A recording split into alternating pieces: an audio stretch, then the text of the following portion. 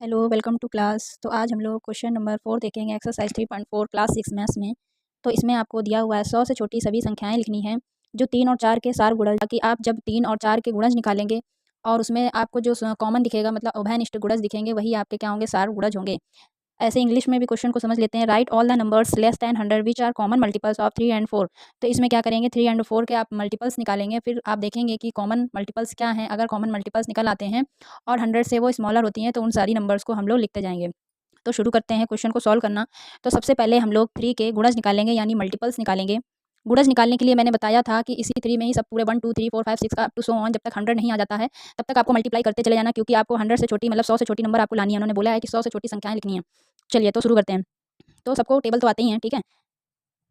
3 का 1 में किया, 3 एकम 3, 3 दूनी 6, 3 3 9, 3 4 12, 3 5 15, 3 6 18, 21।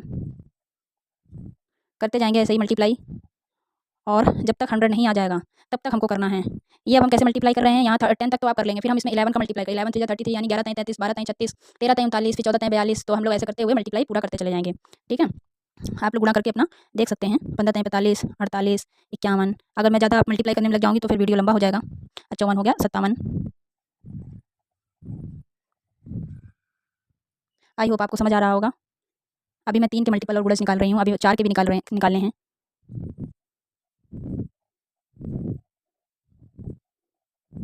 अब देखिए, जब आप इससे मल्टीप्लाई इसके आगे करेंगे तो आपकी 102 आ जाएगी, वो नंबर 102 नंबर आ जाएगी। यहीं हम लोग स्टॉप कर देंगे, इसके आगे हम लोग नहीं बढ़ेंगे।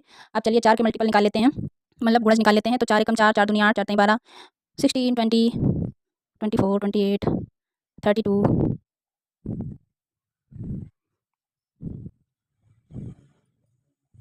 64, 68, 72, 76। ये सारे आपके मल्टीपल्स हैं। 80, 84, 88, 92, 96, 100। 100 देखिए आ जाएगा। अब यहीं स्टॉप कर देंगे, इसके आगे हम लोग छोड़ देंगे। अब आपको क्या करना है, इसमें सार गुणज निकालना है। सभी छोटी संख्या, 100 से सभी छोटी संख्याएं लिखनी थी और सार गुणज भी निकालना है। तो सार गुणज निकालने के लिए हम क्या करेंगे, देख लेंगे इसमें कॉमन क्या आ रहा है, उभयनिष्ठ क्या आ रहा है।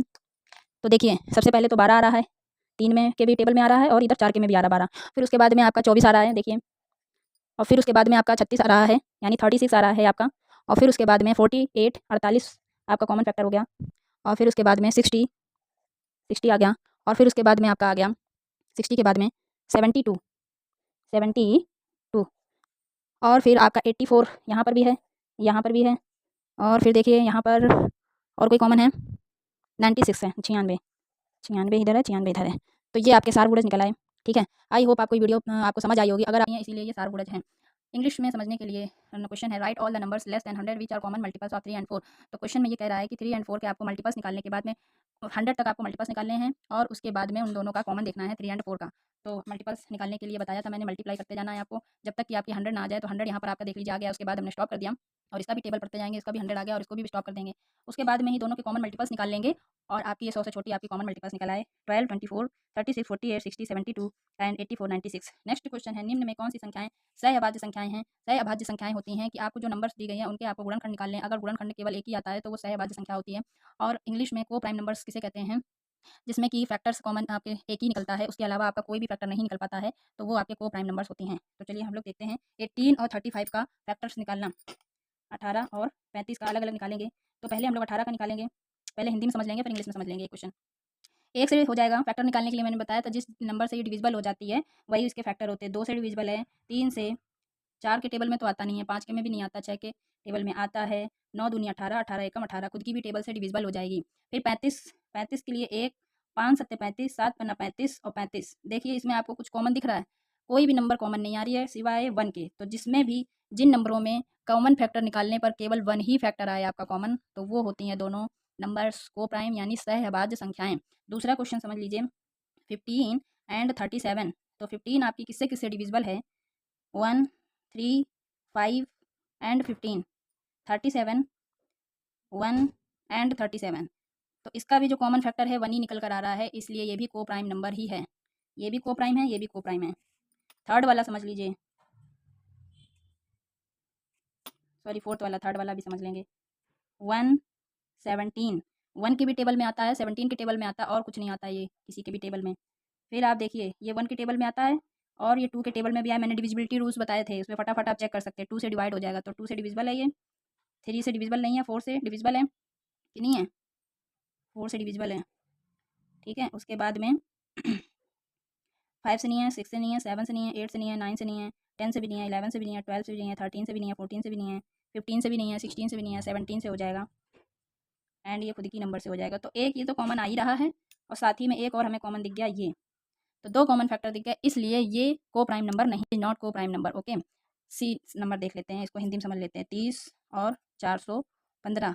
30 का जब हम लोग फैक्टर निकालेंगे, मतलब कि आप गुणनखंड निकालेंगे, तो 1 से विभाजित हो जाएगी, 2 से हो जाएगी, 3 से हो जाएगी, 5 से हो जाएगी, 6 से हो जाएगी, 15 से हो जाएगी, 30 से हो जाएगी।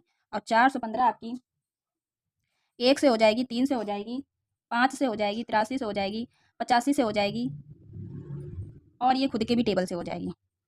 तो यहाँ पर भी आप देख लीजिए 1 और 5 आपका 2 आपके कॉमन फैक्टर निकल रहे हैं, 1 भी निकल रहा है, 5 भी निकल रहे हैं। इसका मतलब ये भी आपकी को प्राइम नंबर नहीं है।